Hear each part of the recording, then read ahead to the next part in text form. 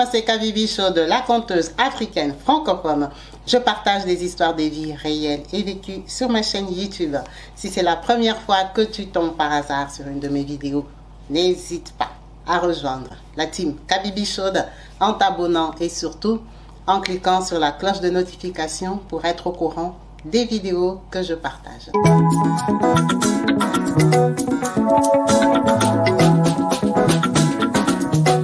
Partout dans le monde, sans exception, abonnez-vous sur la chaîne YouTube Kabibi Show TV.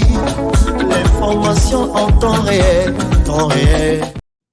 Yes, bonjour, bonsoir. Bienvenue sur ma chaîne YouTube Kabibi Show TV. Yes. En chaleur, je suis heureuse de vous retrouver tous nombreux, connectés, branchés, actifs et présents sur ma chaîne. Merci à vous tous qui n'hésitez pas à nous rejoindre en vous abonnant et surtout à cliquer sur la cloche de notification pour être au courant des vidéos que je partage. Comme vous savez, ici, on parle des histoires de vie, on parle des expériences. N'hésitez donc pas à me contacter sur le numéro WhatsApp, j'insiste, qui s'affiche au bas de la vidéo pour pouvoir me contacter et partager la vôtre. Ça sera avec plaisir qu'on va en parler, qu'on va débattre, qu'on va apprendre de vous. Merci à vous. Aujourd'hui, nous avons une histoire qui vient de moi-même. Cette histoire, en fait, je devais la raconter déjà après Noël. Parce que c'était à la période de Noël que j'ai rencontré le monsieur qui m'a raconté son histoire. Donc, je lui ai dit ce que je faisais sur les réseaux sociaux et tout et ça. Et puis, il m'a raconté son histoire. En fait, on était dans une soirée et il est venu me dire bonjour parce qu'on lui a dit que j'étais congolaise. Je dis OK, bonjour et tout ça. Il se présente, il me dit qu'il s'appelle Benoît, c'est un Français. Il s'appelle Benoît, moi, enchanté et tout ça. Moi, je venu me dire bonjour. Il me dit, et tout ça. Alors, on me dit que tu es sur les réseaux sociaux. Je dis, oui, moi, je fais Kabibi Show et tout et tout. Si tu as une histoire, tu peux me raconter, hein, mais quand même, les conseils, ça viendra des Africains. Il me dit, oui, je voulais te parler parce que je connais bien le Congo. Tu es de quel Congo? Brazza? Je dis, non, de Kinshasa. Il me dit, le Grand Congo? Je dis, oui. Il me dit, tu es de quelle ethnie? Je dis, papa, je suis française. Il faut seulement demander. Je dis, moi, je m'en souviens plus, je sais que j'ai la nationalité. On a rigolé. Après, il me dit, non, en fait, c'est parce que j'ai des enfants congolais. Je dis, beau-frère. Il dit, je savais. Je dis, nous, on appelle tout le monde beau-frère. C'est comment mon beau? Il dit, ça va et tout ça. Mais j'espère que toi, ça va bien. Moi, je dis, moi, ça va. Il dit, dans votre couple, ça va? Moi, je dis, moi, ça va. Pourquoi? Il dit, non, parce que moi, je n'ai pas eu une bonne expérience avec les Congolaises. Papa, c'est déjà au passé. Il me dit, non, attends, je vais t'expliquer. Il m'a laissé d'abord poireauter. Après, je vais voir mon mari, je demande, le monsieur là, c'est qui? Il dit, non, c'est l'ami de son beau-frère. C'est l'ami de son beau-frère, on est dans une soirée, il s'appelle Benoît. Oui, je le connais, mais je t'avais dit qu'il avait une femme africaine. Franchement, je ne me souvenais pas de lui. Mais je dis, non, mais parce qu'il m'a demandé et tout. Il m'a dit, oui, sa femme était africaine, mais mon mari ne savait plus si elle était de quel pays. Moi, je dis, non, il m'a dit que sa femme, c'était une Congolaise. Il dit, OK, bon. Après, il est parti, seulement en pleine soirée là. À un moment, on s'est retrouvé, on s'est assis à côté. On a commencé à parler. Maintenant, j'étais curieuse de savoir ce qu'il voulait me dire. Pourquoi il a parlé de sa femme au passé. C'est comme ça qu'il me dit que lui, il habite à Angers. Angers, c'est une ville en France. Il habite à Angers et tout ça. Il a des grands-enfants. Son aînée, c'est une fille. Elle s'appelle Aurélie. Elle a 24 ans. Anaïs, elle a 23 ans. Et puis, il y a Luc qui a 19 ans. Ces enfants sont des métis congolais. Je dis, OK, mais c'est bien, ils doivent être très beaux. Je fais seulement des commentaires. Après, il me dit, ouais, mais je vais te raconter avec leur maman, ça ne s'est pas bien passé. Tu connais Germaine. L'Europe d'ici aujourd'hui. Qui connaît qui? On ne connaît personne. On est trop. Je dis, je ne la connais pas. C'est qui? Il me dit, non, c'est une fille là. C'est pas une fille. C'est une femme là. Bon, je ne vais pas donner sa ville quand même par respect.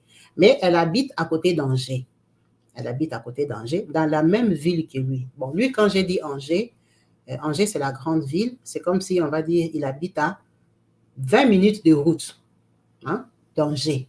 Donc, c'est Angers agglomération. Il habite là-bas. OK, moi, je dis non, je ne la connais pas et tout. Il me dit non, c'est une Congolaise et tout. Je ne la connais pas, papa raconte seulement. Moi, je suis maman congolaise. Il me dit non. Lui, quand il grandissait, il étudiait dans leur village là et tout ça. C'est quelqu'un qui était assez curieux.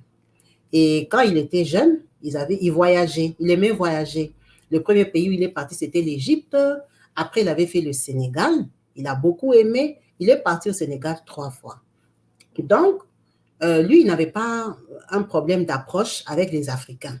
Hein, il aimait les Africains, il aime causer avec les Africains. Vous voyez les gens des Français, là, quand ils voient les Africains, ils te parlent en Bambara. Il m'a dit Bambara, parle un peu de Bambara. Ok, et tout, bon, ça n'a rien à voir avec le Lingala. Tout ça, j'écoute. Donc, quand il a grandi, il s'est inscrit à l'université à Angers. Il voulait aller à l'université. Donc, lui, à Angers, c'est 20 minutes. Donc, il partait, il revenait et tout ça. À un moment, il a pris un logement sur Angers parce que les va-et-vient là, ça lui demandait soit trop de temps, soit je ne sais pas, mais il a commencé à habiter sur Angers. Quand il commence à habiter sur Angers, en tant que jeune, lui, il est de la ville qui a 20 minutes. Ça veut dire qu'il n'a pas d'amis à Angers même. Il doit se créer un réseau à Angers. C'est comme ça qu'il commence à sortir le soir, prendre des verres dans son quartier. Il m'a dit son quartier, c'était un quartier bobo, un quartier, hein, des gens qui ont un peu des moyens. Il allait prendre des verres. Il y avait un bar pas loin de chez lui. Donc, quand il finit les cours, certains soirs, il va prendre son verre. C'est dans ce bar-là qu'il a fait connaissance de Julien, Sabin et d'autres personnes. Hein. Mais, ouais, Julien, Sabin et d'autres personnes qu'on ne va pas citer, mais c'est un groupe. Quand ils ont fait connaissance là, vous comprenez qu'ils étaient très jeunes. Ils ont fait connaissance, c'était les gens de la même génération. Tout le monde n'était pas à l'université. C'est lui qui était à l'université. Mais c'était des jeunes qui étudiaient, qui faisaient autre chose. Du coup, ils commencent à beaucoup discuter dans ce bar-là. Et dans ce bar-là, c'est là qu'il a rencontré... comment j'écris? C'est là qu'il a rencontré une fille qui ça? Comment il s'appelle? Sabin. Dans ces bars-là, ils ont rencontré une fille, Germaine, la Congolaise, qui connaissait Sabin. Donc, lui, il a rencontré Sabin et Julien au bar. Ils sont devenus des amis. Maintenant, Sabin connaissait Germaine. Sabin, quand Germaine venait vraiment de temps en temps boire un verre au bar, elle causait avec Sabin. Donc, avec eux tous, c'est devenu bonjour, bonjour. Lui, comme il connaissait l'Afrique, il a commencé à s'intéresser à elle. Elle lui a dit qu'elle n'est pas sénégalaise, elle est congolaise de Kinshasa. À la base aussi, quand elle était venue pour faire des études à Paris. Elle habitait Paris. Elle a rencontré l'amour, un blanc, un monsieur qui s'appelait Pierre. Pierre, là, c'était un Français qui l'a fait venir à Angers. Donc, elle n'a plus étudié. Quand elle est arrivée avec Pierre, ils ont eu un enfant. Et ça s'est très mal passé. Donc, quand elle venait au bar, là, elle venait de se séparer de Pierre. Pierre lui a arraché l'enfant qu'elle a mis au monde. Donc, elle n'avait plus d'enfant à charge. C'est pour ça que de temps en temps, elle appelait les garçons, vous êtes où? Ou bien elle vient seulement, elle sait qu'elle va trouver les gens du mouvement. Elle viendra trouver Sabin, son pote. Sabin l'a connu avec Pierre. Donc, Sabin connaît un peu son histoire. Donc, quand lui, s'appelait Karl, quand il a rencontré, il commence à échanger, il la trouve sympa et jolie. C'est un monsieur qui connaît l'Afrique, il n'a pas de problème avec les Africains. Il dit, un soir, il est parti là-bas, il n'y avait ni Pierre, ni Julien. Elle est passée. Donc, c'est ce soir-là. Quand elle est passée, c'était un soir du genre mercredi, il avait plu et tout ça, il n'avait rien à faire, il s'emmerdait, il est descendu au bar. Vous voyez les bars des semaines comme ça. Donc, quand il la voit, il avait l'habitude de la voir le week-end. Il s'étonne que, oh, tu es venu mercredi. Oh, je suis venu de temps en temps. Je cause aussi avec le propriétaire du bar, monsieur Karl. Et c'était des jeunes. Même la fille, elle était jeune. Mais la fille, elle était 2 ans plus âgée que monsieur Benoît, avec qui moi j'ai parlé. Monsieur Benoît, la fille là, bon, 2 ans, c'est pas beaucoup. Mais monsieur Karl, le propriétaire du bar, était beaucoup plus âgé. On va dire, il avait la quarantaine et c'était des jeunes. Donc, elle dit non, de temps en temps, je viens parler avec Karl et tout, et tout, et tout. Ils discutent. Elle lui dit même que Karl a connu son ex. Son ex, mais c'est Pierre, le papa de son enfant. Donc, lui, il trouve que bon, c'est une fille qui est restée un peu dans le milieu. C'est des gens qu'elle connaît. Ils discutent. Ils disent ce soir-là, ils sont restés. Mercredi soir-là, il n'y avait pas les clients. Ils sont restés sur le fauteuil. Vous voyez, dans des bars, parfois, il y a des petits fauteuils comme ça, avec des petites tables rondes. Ils sont restés là-bas, causer. Et c'est ce soir-là qu'ils se sont fait des bisous. Leur relation a commencé ce soir-là. Ces soirs-là, ils ne se sont pas fait des avances, mais ils se sont fait des bisous seulement ces soirs-là. Ils ont échangé. Il a dit, moi, j'habite seulement en haut de la rue, là, en haut de l'immeuble. Hein. Il a commencé à sortir avec elle. Quand ils ont commencé à sortir, ça s'est très bien passé, ils s'entendaient bien. C'était une fille divorcée. Lui, il n'avait pas d'expérience, il venait de la campagne. Quand on dit 20 km d'danger, c'est la campagne. Donc, la fille, là, lui a frotté un peu les yeux. La fille, là, l'a ouvert. C'est comme ça qu'ils sortent, ils sortent, ils sortent. Sabin est au courant et son ami Julien est au courant. Tout le monde sait que c'est la copine. Donc, quand il commence à partir au bar de M. Karl, lui, il est assis avec Germaine. C'est sa copine. Tout le monde est d'accord et tout ça. Ils sortent avec Germaine pendant une période. Après, Germaine tombe enceinte. Quand elle tombe enceinte, elle lui dit, bon, lui n'a pas d'expérience, il a un peu peur de Germaine. Germaine lui dit qu'ils doivent se mettre ensemble. Qu'est-ce qu'il va faire? Il a accepté. Il est parti dire à ses parents c'était des gens qui n'aimaient pas les gens des couleurs, mais ils n'étaient pas habitués. Donc, elle a eu du mal avec les parents de M. Benoît ici. Ils ont décidé d'abord de rester à Angers, parce que lui n'avait pas fini les études. Elle travaillait, ce qui est vrai. Elle a porté sa grossesse, elle a accouché. C'est après avoir accouché de sa fille Aurélie qu'ils se sont mariés. Ils ne se sont pas mariés quand elle est enceinte. Quand ils se sont mariés, lui, il a fini les études qu'il faisait. Il a trouvé du travail à Angers. Ils sont restés quelques années à Angers, 4-5 ans. Il travaillait, elle travaillait. Elle a conçu du deuxième enfant, Anaïs, juste après Aurélie. Donc, entre l'accouchement d'Aurélie, il y a eu directement Anaïs. Donc, entre l'accouchement des deux, il y a eu le mariage. Elle a accouché Anaïs, elle a laissé doser un peu, il a fini, elle a accouché de Luc. Ils sont restés presque 5 ans à Angers. Il a décidé d'acheter. C'est comme ça qu'il part acheter en campagne, là où il a grandi. Parce que les prix d'Angers et les prix de la campagne, ce n'est pas les mêmes prix. On va dire qu'il a acheté sa maison équivalent de 180 000. Ils ont commencé à habiter là-bas. Ça veut dire qu'ils viennent à Angers, mais de moins en moins. Angers s'est rempli, il y a beaucoup de gens. Et puis quand vous êtes déjà parent de 3 enfants, votre préoccupation, ce n'est pas d'aller boire dans un bar. Ils se sont dit entre eux, nous sommes des potes d'enfance. Parce que quand tu fais des amis à 22 ans, 23 ans, ce sont des potes d'enfance, non?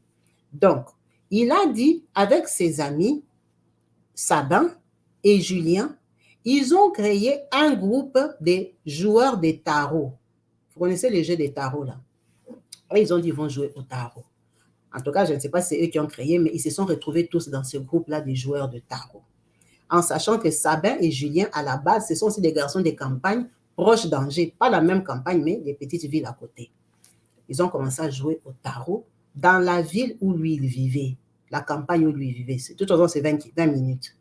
Ils ont commencé à jouer là-bas. Pour jouer à leur tarot, là, ils jouent avec des propriétaires des bars, hein, qui sont aussi des joueurs de tarot. Donc, vous allez aller dans ces bars-là. Ce jour-là, ce soir, c'est fermé. Vous allez consommer. Souvent, ils jouent comme ça dimanche. Ils peuvent aller commencer à jouer au tarot depuis midi. Ils vont consommer, boire, jusqu'à 18h et puis se séparent. Donc, c'est un jeu, ils s'offrent, ils s'entroffrent et tout ça. Ils jouent au tarot. Ils peuvent jouer toute la journée. Celui-ci gagne, celui-ci gagne, celui-ci gagne. Ils sont devenus joueurs de tarot et tous. À cette époque-là, Germaine, elle est à la maison, non? De temps en temps, elle vient, mais le tarot, là, c'est beaucoup les hommes. Ça veut dire qu'elle ne venait pas beaucoup, elle était maman. C'est lui qui partait au tarot, mais n'empêche qu'elle sait qu'ils sont peut-être 12, 15 joueurs. Elle connaît un peu les têtes des gens des tarots. Ça veut dire que Germaine s'était vraiment éloignée d'eux.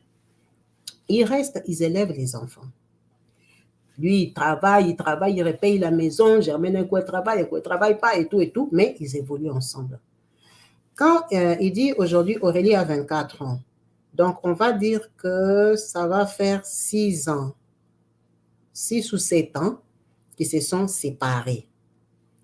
Quand ils se sont séparés, Aurélie n'avait pas encore 18 ans. Ils se sont séparés, pourquoi?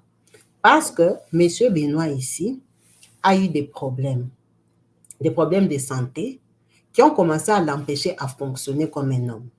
C'est ça que lui, il m'a dit. Il a dit ça a commencé à l'empêcher à fonctionner comme un homme, c'était un drame dans le couple et tout. Elle a dit, elle ne va pas supporter.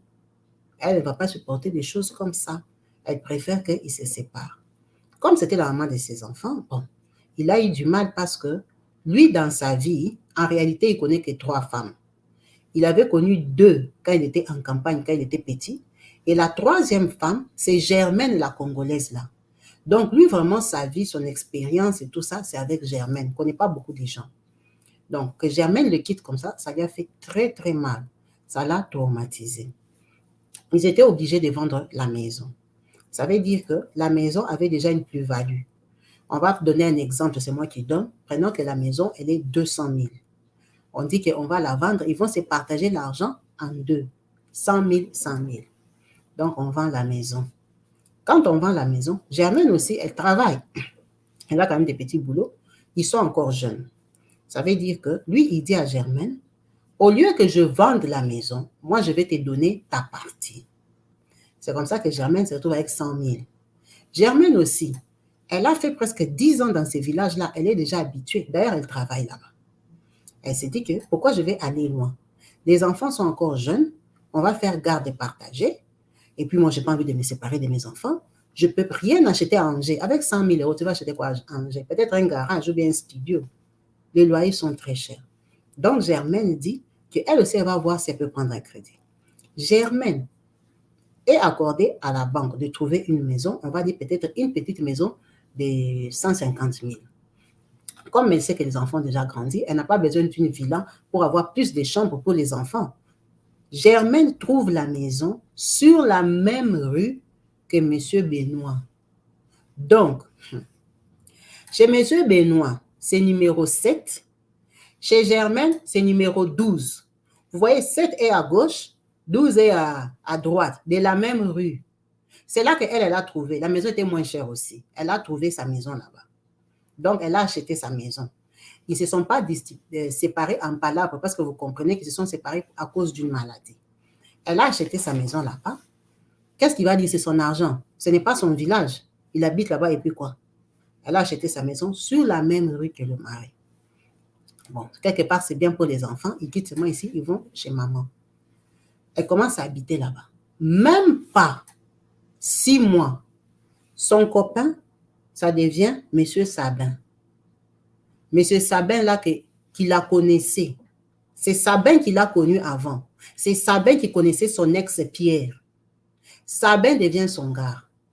Or, à cette époque-là, Sabin est marié à une Française avec qui ils ont 2 enfants, qui s'appellent Eliane.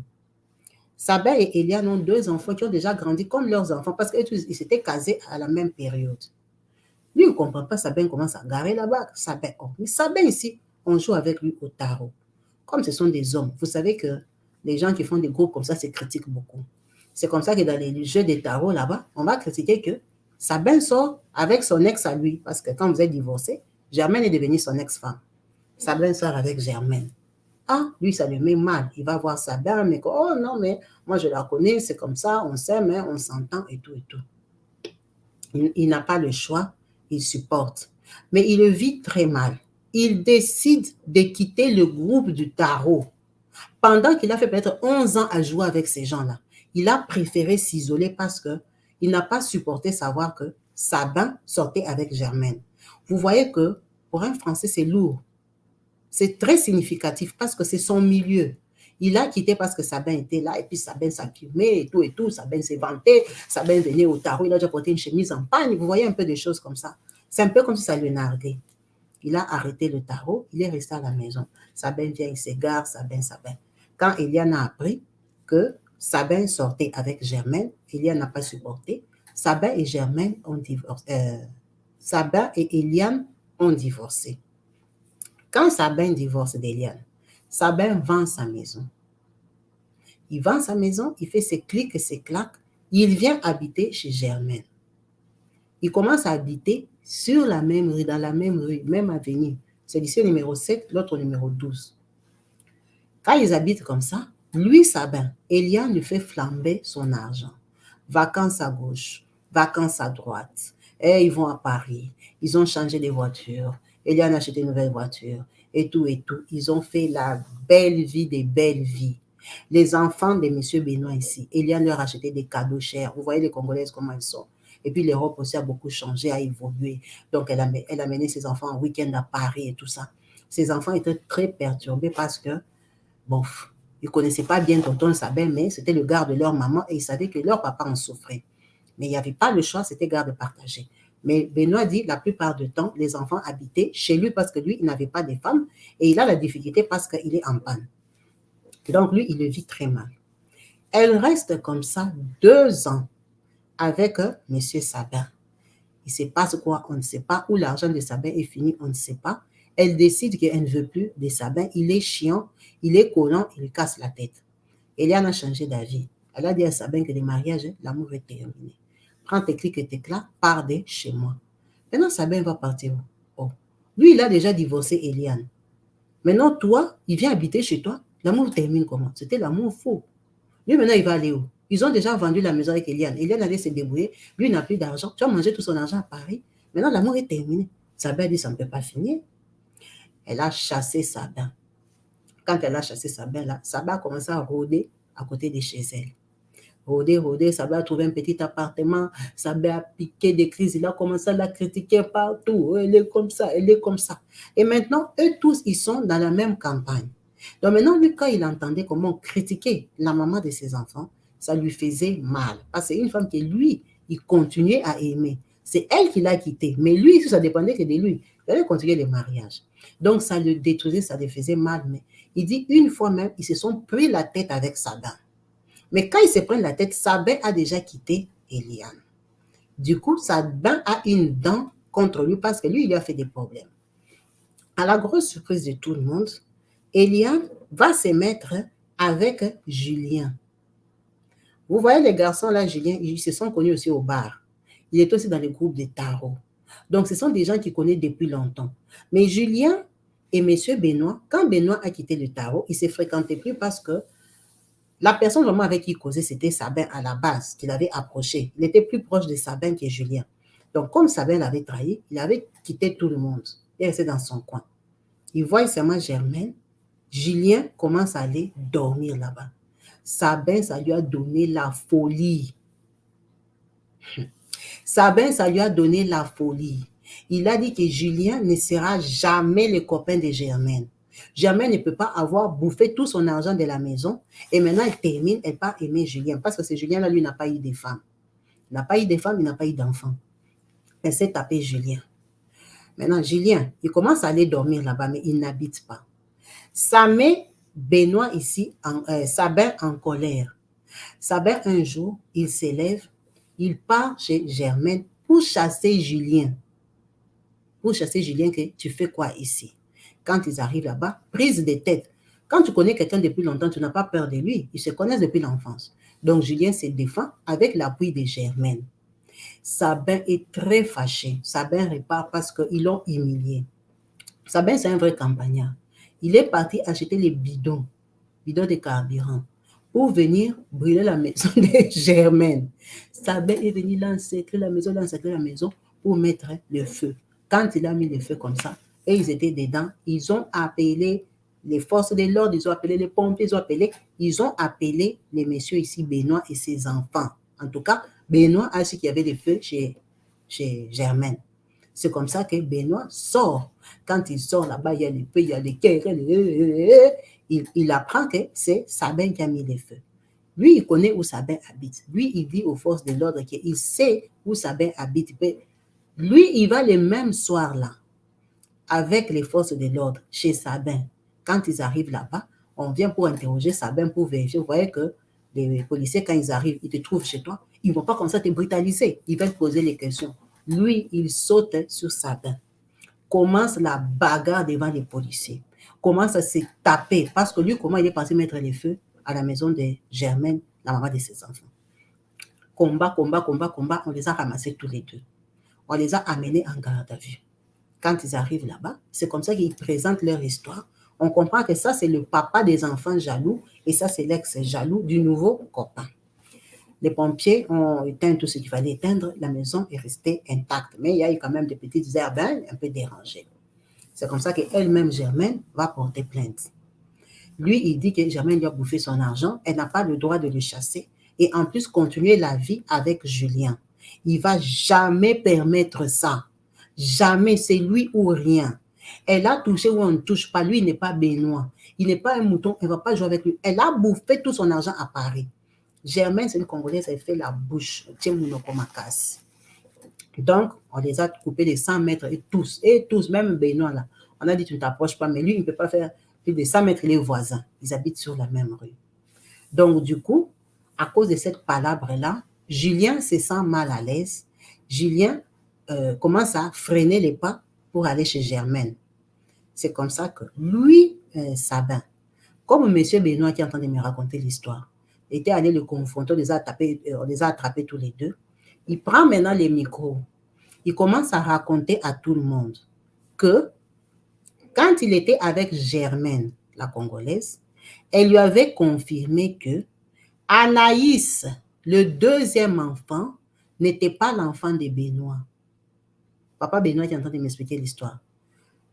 Aurélie, elle a dit c'est son enfant. Mais Anaïs n'est pas son enfant. Anaïs, c'est l'enfant de M. Karl qui avait le bar.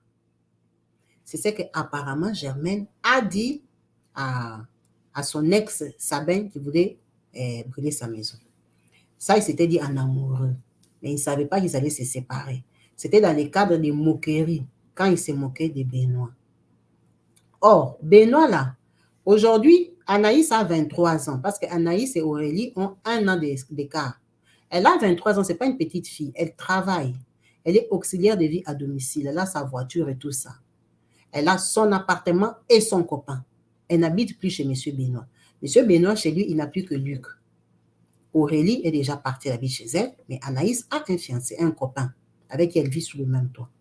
Donc, lui, Sabin, il vient sortir ça parce qu'il est fâché que Benoît, même, c'est un mouton, un con. Il est venu me faire la bagarre ici pour une Germaine même qu'il a fait élever un enfant qui n'est pas de lui. Oh. Quand Benoît entend ça, c'est en campagne. Vous voyez que les rumeurs comme ça, même si tu avais raconté les secrets à un policier, sache que tout le monde saura. Donc, ça s'est ébruté dans leur milieu de tarot. Oh, c'est pas possible, mais Germaine, qu'est-ce qu'elle a foutu? Oh, ben dis donc, Benoît, c'est un mouton. Et tout ça. Benoît apprend ça. Benoît se fâche. Il appelle Sabin. Sabin lui dit, tu crois que moi j'ai peur de toi? Ce n'est pas faux. Appelle ta pute là. Va lui demander, Anaïs, c'est l'enfant de qui? Oh, je ne te permets pas de parler de... Je peux parler d'elle comme je vais m'abouffer tout mon argent à Paris. D'ailleurs, Anaïs, ce n'est pas ton enfant. Je vous dis que l'histoire ici, ça a traumatisé le papa Benoît ici parce que les enfants ont appris. Comment les enfants ont appris? La maman Germaine, elle-même, elle a pris son téléphone. Elle a dit à ses filles de ne pas s'inquiéter, Sabin raconte n'importe quoi. Les filles ont demandé, il raconte quoi? C'est comme ça qu'elle leur dit que si vous apprenez qu'on dit que Anaïs n'est pas l'enfant de Benoît, c'est faux. C'est faux, vous tous avez le même papa. Maintenant, le problème qui est là, c'est quoi? Et que M. Benoît et M. Karl sont des blonds. Vous voyez les blancs qui sont blonds? Ce sont des blonds tous les deux. Ils sont les mêmes styles à peu près, hein? Un peu même style d'homme. Un peu grand, un peu ventreux, un peu rond et tout ça. Donc, les enfants là, le problème est que la fille ici, Anaïs, dont on parle, elle ressemble beaucoup à sa maman, la Congolaise, même si elle est très métisse. Elle ressemble beaucoup à sa maman. Donc maintenant, lui, M. Benoît, il me dit qu'il n'a pas le courage et il ne veut même pas penser ou prendre l'option d'aller faire un test ADN. Parce qu'il a élevé ses 3 enfants. Il ne peut pas mettre dans sa tête qu'à partir d'aujourd'hui, Anaïs n'est pas mon enfant. C'est inconcevable, ce n'est pas possible. Et Anaïs est traumatisée par ça. Anaïs ne lui parle ni à lui, ni à sa maman. Elle s'est retirée avec son copain parce qu'elle est dégoûtée, elle est dépassée. Elle n'arrive pas à croire si Benoît n'est vraiment pas son papa, en sachant qu'elle ne connaît pas M. Karl. M. Karl, il n'a plus le bar. Le bar va danger. M. Karl n'est plus là-bas depuis longtemps. Anaïs a 23 ans. Il n'est plus là-bas. Donc, elle ne sait pas ce qui est M. Karl. Elle apprend que M. Karl avait un bar. Donc, Anaïs ne lui parle pas. Elle a fait des crises d'angoisse. Aurélie a commencé à voir les psychologues parce que les dégâts, les troubles qui entraient dans leur famille, apprendre qu'elle et sa sœur n'ont pas le même papa. Après tout, elles sont métisses et tout ça. Ça fait la confusion dans la famille de M. Benoît ici. M. Benoît ici, cette nouvelle, que Anaïs n'est pas son enfant, il la connaît depuis 1 an. Donc, il dit que là, Noël là qu'on a fêté, c'était le 2e Noël qui fêtait sans Anaïs. Anaïs ne leur parle pas à eux tous, et lui et la maman. Elle ne leur parle pas, elle fait sa vie avec son copain. Il me dit, c'est pour ça que je t'avais demandé si toi, ça va. Est-ce que tu peux te rendre compte que la Germaine là, son ex-femme, jusqu'aujourd'hui, elle habite sur sa rue, elle continue à voir Julien en cachette de temps en temps. Mais Julien n'a pas eu le courage de venir s'installer chez elle. Il n'a pas eu le courage de venir habiter comme Sabin. Est-ce que tu te rends compte que quand il y a eu le feu, c'est lui qui est allé la sauver? Parce qu'il la respecte beaucoup, c'est la maman de ses enfants. Cette histoire m'a vraiment fait mal et ça, en fait, ça m'a fait pitié. Ça m'a fait pitié parce que ce monsieur ici, il n'y avait même pas moyen de lui demander, tonton, tu ne veux pas que je te donne une autre femme? Lui aussi, il ne fonctionne pas. La vérité qu'il ne fonctionne pas, c'est vraiment la vérité, c'est pour ça qu'il est seul. Il ne fonctionne pas, il a eu des problèmes. Maintenant, trouver une femme qui va t'accepter en sachant que tu ne fonctionnes pas, c'est compliqué. Surtout encore les femmes africaines. Là. C'est très compliqué. Donc, c'est pour ça qu'il est seul jusqu'aujourd'hui. Depuis qu'il a divorcé, ça fait 6 ans ou 7 ans là. En 6 ans, 7 ans là, sa femme a déjà changé 2 maris. 2 maris. Pourtant, ce n'est pas une jeune fille, elle a 2 ans de plus que lui. En sachant que le monsieur ici, il est âgé. Il va vers la retraite. C'est vraiment un monsieur qui l'âge est vraiment avancé. C'est son histoire. Il a partagé cette histoire parce qu'il est déçu de son expérience, de la valeur que Germaine a accordée au mariage. Il dit, lui, il pensait que le mariage, c'était pour les meilleurs et les pires. Bon, après, il avait compris qu'il y a des pires, il y a des gens honnêtes, ils préfèrent te dire qu'il ne va pas supporter. Mais de se comporter comme ça l'a beaucoup surpris. Mais il garde un gros respect pour lui. Et de savoir maintenant aujourd'hui que si c'est vrai qu'un enfant n'est pas de lui, parce qu'elle, de sa propre bouche, elle dit que c'est son enfant. Elle dit que c'est son enfant, il avait crié au téléphone, je ne te permets pas d'aller traumatiser mon enfant, de lui demander les tests d'ADN, parce que pour faire les tests ADN à un enfant de 23 ans, on n'a plus besoin de la permission de sa maman, elle est majeure. Mais maintenant, l'enfant ne leur parle pas à eux tous. Et lui, il n'a pas envie de faire. Il n'a pas envie de faire parce que s'il apprend que ce n'est pas son enfant, c'est dramatique. Ça sera un drame pour lui parce que son enfant, c'est son héritier. C'est son enfant qu'il a élevé. Il l'aime beaucoup. Il ne fait pas de différence entre Aurélie et Anaïs. Maintenant, voir sa famille brisée comme ça, c'est juste inconcevable. Mais qu'est-ce que tu veux? C'est la vie, c'est son sort. En tout cas, cette histoire m'avait vraiment touchée, ça m'avait peiné. Et surtout que si la dame même était de notre pays, j'allais dire, ah, ça, ce sont les gens de tel pays. Mais quand on m'a dit même que c'est une Congolaise de Kinshasa, j'étais trop mal, j'ai eu pitié de lui. Si ce papa-là fonctionnait, franchement, j'allais lui proposer une femme. J'allais vraiment lui proposer une femme parce que je connais quand même des bonnes tatas qui ont envie seulement aussi de s'asseoir avec quelqu'un, terminer la vie. Hein? Quelqu'un qui t'emmerde pas. Un mari comme ça qui connaît que 3 femmes dans sa vie. C'est un homme bien, il ne va pas te casser la tête. Tu seras tranquille, tu n'auras pas de rival. Lui-même, il est conscient qu'il est en panne. Mais c'est tellement grave parce que ce monsieur, c'est le 2e monsieur que je rencontre qui est en panne. L'autre là, il a 62 ans. Il est en panne, je crois, ça va faire 8 ans, qui ne fonctionne plus. La façon qu'il est beau, le tonton là. Le tonton là, il est parti tomber sur une blanche là, qui habitait à Saint-Nazaire. La maman là lui a bouffé l'argent. Le monsieur s'est tapé Angers Saint-Nazaire tout le temps. La femme là l'a tourné en bourrique. Après, à la fin, elle lui a dit qu'il restait des amis. Pour rester des amis là, elle lui a bouffé l'argent pendant 1 an. Restaurant sur bateau, croisière, patati, patata. Ce monsieur-là, il a que 2 enfants, 2 grands garçons qui sont déjà mariés, qui sont déjà partis. Il les avait eu jeunes. Sa femme l'a divorcé. Mais sa femme, à lui, ne s'est pas remariée. Elle a seulement divorcé. Elle est devenue maman club échangiste. C'est là-bas qu'elle part. Mais lui, il est resté seul. Il y a beaucoup de gens, vous les voyez, ils sont seuls comme ça. Ils n'osent même plus approcher les femmes. C'est parce qu'ils ne fonctionnent plus. Mais c'est des gens qui cherchent l'amour, qui ne cherchent pas vraiment parce que c'est compliqué. Tu vas aller suivre une femme comment? Tu vas suivre une femme, quand tu termines, tu commences à lui expliquer que tu vois, moi, comme je suis là, je suis seulement, on peut rester seulement des amis, et tout ça ne me complique pas beaucoup, et tout, et tout, et tout. C'est quand même compliqué. Et c'est vraiment triste de voir que des gens comme ça, ils terminent leur vie seuls. Comme celui de 62 ans là, pour perdre le temps, il s'est mis dans une association. C'est vrai que les Français ont leur façon de faire les choses. Mais je crois que la chose qui m'a le plus choquée, c'est un couple, je ne sais pas si je vais les appeler un couple ami. C'est un couple, c'est un ami à mon mari. L'ami de mon mari, c'est son ami d'enfance. Il avait sa femme. Ils ont aussi un autre ami. Donc, on va dire, je vais leur donner des noms. Eric, c'est l'ami de mon mari. Il avait son ami Franck. Maintenant, Franck aussi avait sa femme. Faut que je n'oublie pas. Franck avait sa femme, on va l'appeler Alice. Et Franck, et puis Eric et Tina, par exemple.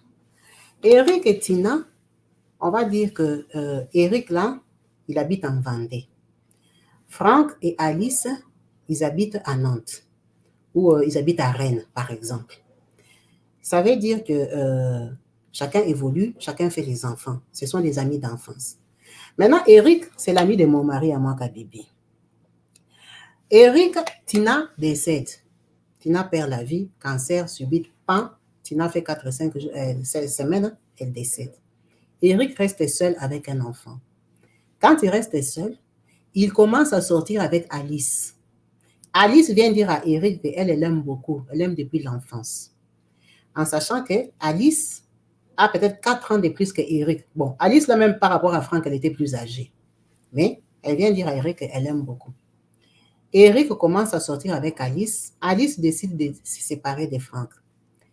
Franck accepte. Il part faire sa vie. Il reste à Rennes, Alice aussi à Rennes. Maintenant, Alice prend le travail de commencer à conduire jusque chez Eric. Alice et Eric habitent peut-être à 4 heures de route. Parce qu'à la base, Eric vivait là-bas avec sa femme qui est morte. Alice devient la copine qui part de temps en temps chez Eric. Maintenant, quand moi je les ai connus, j'ai connu déjà Alice divorcée de Franck. Donc, j'ai connu Alice seule. On était partis en vacances en Corse. C'est comme ça qu'il me dit que non, mon ami Eric viendra avec sa compagne Alice. Donc, moi, je rencontre Eric et Alice. C'est comme ça que lui-même, mon mari, me raconte leur histoire, que Eric, sa femme est déjà morte. Alice, c'était la femme de Franck, notre ami. Ok, j'ai fait connaissance avec Alice.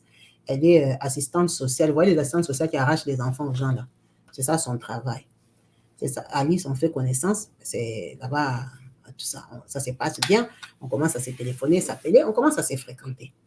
Un soir, on sort, il y a un concert des Français. On part au concert avec mon mari. On arrive, me dit, hey, viens, je vais te présenter Franck. C'est là que je rencontre Franck, le mari d'Alice. Franck, là, c'est un avocat. En tout cas, les femmes. Hein. Franck, là même, il est plus beau que les Eric là que moi j'avais vu avec Alice. Franck, c'est un avocat et tout ça, monsieur très classe, il nous a offert à boire et tout ça, on discute. Ok, ça veut dire que maintenant, je connais Franck, l'ex de Alice.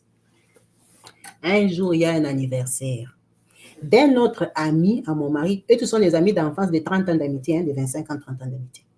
Il y a un anniversaire. On part à l'anniversaire là. Non. Ce jour-là, je crois que je n'ai pas vu pire que ça.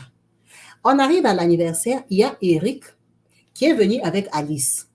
Et il y a aussi Franck qui est invité. Franck est invité. Maintenant, le truc, c'était quoi? Et que, c'était comment le truc là? Franck, hein? Le Franck là, il n'habite plus à Rennes. Il a déjà déménagé. Eric, il habite toujours à 4 heures de route. Donc, Eric habite chez lui, il sort avec Alice. Ça va faire peut-être 6 ans qu'ils sortent ensemble. Ce n'est pas qu'ils sortent ensemble de 6 mois. Ça fait peut-être 6 ans que moi, je les connais. Maintenant, quand on part à l'anniversaire, on va dire, c'est à Rennes, dans la ville où Alice vit. Nous, on va rentrer en voiture. Maintenant, Eric est venu, il va dormir chez sa copine Alice, parce que c'est sa copine, de 6 ans. Franck aussi est venu à l'anniversaire parce que c'était 50 ans de leur ami. Donc, tout le monde devait être là. D'abord, on a fait la fête, nous tous. Donc, la femme de ta vie, la maman de tes enfants, vous avez divorcé. Elle est avec ton ami que toi, tu as connu il y a 30 ans, ton ami d'enfance. D'abord, ton ami, là, il est là avec la maman de tes enfants. Vous faites la fête, vous mangez, vous buvez les gâteaux et tout ça. Vous terminez. Et vous savez, c'était quoi la série sur les gâteaux? Franck est parti dormir chez Alice, la maman de ses enfants. Donc, Alice est dans sa chambre avec son ex-ami à lui, Eric. Et ils vont dormir dans la chambre. Franck, on lui a donné les salons ou chambres d'amis pour dormir. Une femme avec qui il a fait peut-être 16 ans de mariage. Donc, elle dort dans une chambre avec son gars. Bon, que ton gars même soit un nouveau gars, d'accord. Mais ton gars là, c'est son ami à lui d'enfance. Il dort dans la même chambre avec sa femme, la maman de ses enfants. Et lui là, je suis restée bouche bée. J'ai dit non, non, non. Les Français ici m'ont dépassé. Donc, la maman de tes enfants dort dans la chambre avec ton ami. Toi, tu dors dans la chambre des visiteurs. Vous avez fait l'ambiance ensemble. Ça, c'est quelle force mentale? Ou c'est le sabotage? Ou c'est l'ingratitude de montrer à la femme là qu'en fait, je t'ai jamais aimé, même comme ça avec mon ami, ça ne m'était rien. Ça m'avait étonné. Moi, j'ai demandé à mon mari, Franck, là, il va dormir. Oh, il va dormir chez Alice. J'ai dit, attends. Mais tu ne m'as pas dit que Franck, c'est son ex. Il m'a dit, oui, mais c'est son ex, le papa de ses enfants. Je t'ai déjà expliqué. J'ai dit, mais là, il va dormir chez elle. Maintenant, Eric est là, non? Eric va rentrer chez lui. Il dit, non. Ils ont accepté de le loger. Hein? J'ai dit, les Blancs, c'est autre chose. J'ai d'abord, c'était les Congolais, la bagarre allait sortir ici. Nous, quand on se sépare, les amis choisissent les camps. Soit vous êtes le camp du côté de la femme, vous parlez plus avec les maris, soit vous êtes le camp du côté du mari. Comment toi, tu peux inviter la femme de quelqu'un qui se sont séparés? Tu invites et le mari et la femme.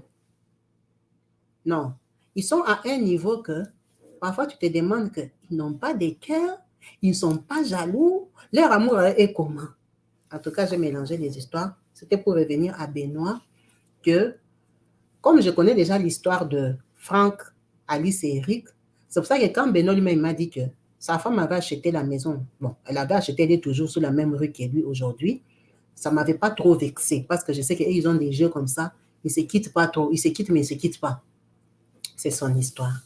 Merci à vous tous d'avoir suivi cette vidéo jusqu'à la fin, en espérant lire vos différents commentaires, excusez-moi, au bas de la vidéo.